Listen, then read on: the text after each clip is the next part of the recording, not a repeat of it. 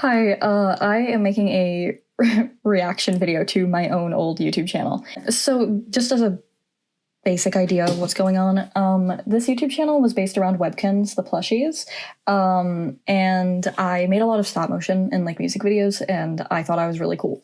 And I still do. I think that was awesome of me. I slayed. Yeah, so usually how I would open up my videos then was in exactly this tone.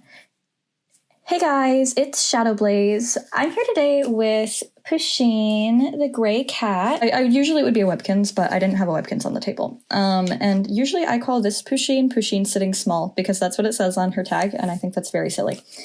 She's gonna be here with us today. You just can't see her. She's over there. Yeah, I just wanted to take a look at the kind of stuff I was making, because it was my entire life for a really long time, and it was really cool. I was so proud of this. The amount that I made my guys kiss is crazy, but it's okay because they just like would touch their noses. Like it was fine. It was PG. This actually is reminding me. It was the same music video. This was one of the first ones that I made. I was really proud of it, and then I remade it, and that's the one that I had just started. Can the quality be any better? No. Okay. There's a certain part that I remember being really proud of.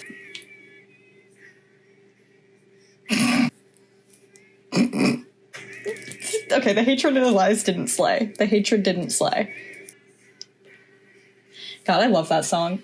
I clearly re-recorded the hatred in his eyes clip every time with like increasing anger. Ooh, okay, so I had one video that did actually pretty well, and it was me dying a Webkinz. It got 13,000 views for the time. Like I was like 10. I was like, oh my god, I'm famous.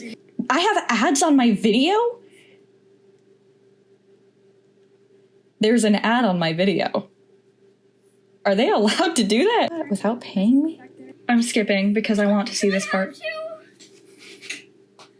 I'm so scared right now. Okay, guys. Did I make my dad hold the camera for this? And it didn't even click that I just subscribers. I'm not. I'm done with that.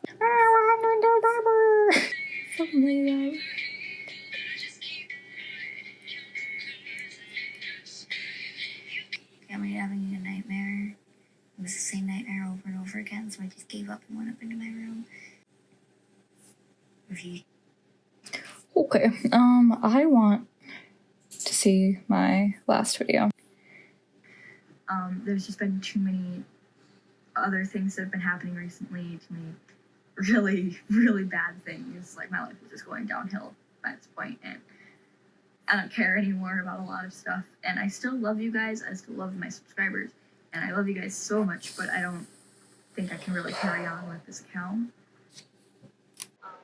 There's just been too many other things that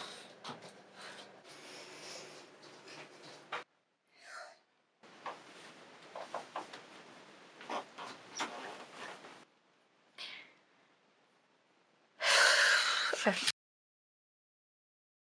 So to catch you up to speed, this was going to be a video about my childhood, and looking at the videos made me really sad and got me thinking about childhood grief, specifically. I didn't have this kind of video then, and I thought that I was alone. I want to be evidence to somebody that they aren't on their own. And this kind of probably seems out of nowhere, given the videos that I was looking at. So it does need some context, unfortunately. I feel like dampening this would be a disservice to the message. But it is rough, so content warning, because this video is going to be about grief and death. When I abandoned the account in the first place, it was not some spontaneous loss of love for creating. My best friend had passed away. I was on a video call with him, and he was 13. There is no fix for that kind of loss. Your caretakers can navigate grief as they know it, but you're just a kid. You aren't supposed to be going through this, let alone comprehending this. Are you? Do you understand death yet? They pray that you don't, but you do. Of course you do. Nobody knows how to comfort you, and God knows you were never taught how to comfort yourself. Now, they'll send you to therapy for 3 sessions, and they'll put you on new medication, and when it doesn't work, they'll up the dose until the spiders on the walls and unfamiliar voices in your head distract you from your grief. They'll pull you from public school and send you back a new person a year later. They'll try to give you a safe space, and you will only find it alone when everything else is asleep. Which is to say, there is nothing to do. When your best friend dies, the world stops spinning.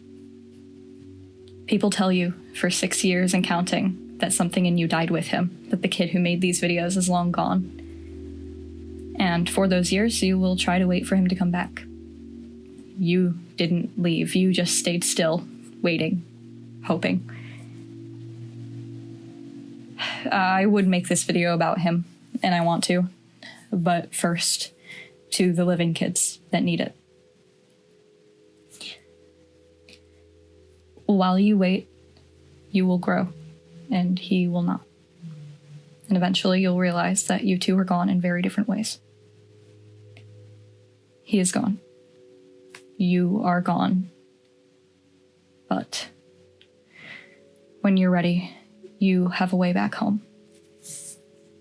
And I know what I would have thought hearing that. He is my home. And he is. He still is. But this is the hardest thing to come to terms with. That place is not safe anymore. You are not safe sitting still. It feels like the only safe thing because it is familiar and it is home. But the home he left is rotting. It's falling down around you. You cannot stay there, and you cannot leave him. You have an opportunity that he does not. You cannot take that for granted. You have to keep moving. You have to build a new home, and you have to take him with you. The longest trek of your life begins there, when you pick up what remains of your home, and you throw it onto your shoulders to walk to someplace safer. On the same hand, you build muscle from the weight. You learn to keep steady. You never put him down, but you find somewhere to sit and breathe. Before I started moving, any advice pissed me off. Any suggestion that there was good made me frustrated and angry. How could there be good without him? And that's it. He is gone, but you aren't without him. When you learn to laugh again, you find him in it. And learned habits and phrases and your favorite color, and at every story you tell, he is woven into you. The sun will rise again and you will bask in it. You'll open your curtains. You'll feel the softness of a plushie. You'll feel it, and you'll grow to adore them again. You'll go to therapy of your own accord, and this time, the medication won't numb you.